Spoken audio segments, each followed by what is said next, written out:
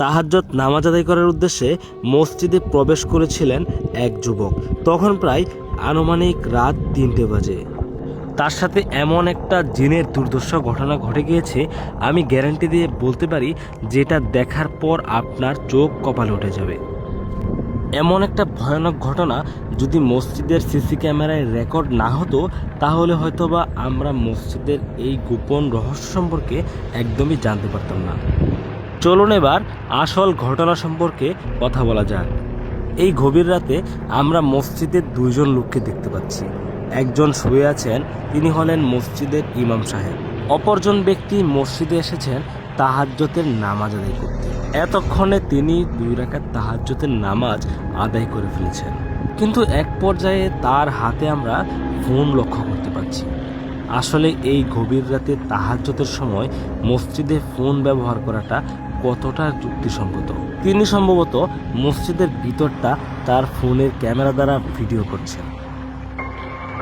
আমার মনে হয় মসজিদের ভিতরে যে জিন থাকে, এই বিষয়টা সম্পর্কে তার ন্যূনতম ধারণা নেই। আমরা অনেক সময় মসজিদের ভিতরে গিয়ে এমন কিছু ভুল করে ফেলি, যেই ভুলের মাসুল আমাদের জীবন দিয়ে দিতে হয়। ভিডিওটি না টেনে দেখতে থাকুন, আসল ঘটনা এখনই দেখতে পারবেন।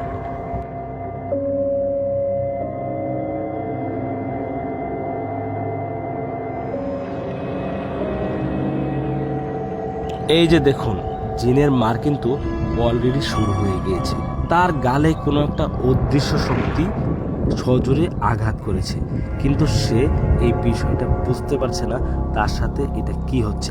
আবারও কিন্তু তার গালে একটা চর মারা হয়েছে। ভিডিওটি দেখতে থাকুন, সামনে আরো ভয়ানক কিছু অপেক্ষা করছে।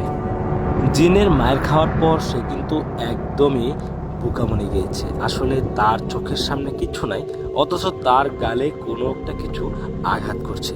সে এটা বোঝার জন্য সামনের দিকে অল্প অল্প আঘাতে শুরু করল। এই যে দেখেন, জিনের মায়ের কারে বলে এমন এক চর দিছে, যে চরের আঘাতে সে মসজিদের ফ্লোরে যায় পড়ছে। এখন কিন্তু মোটামুটি অজ্ঞানের অবস্থা।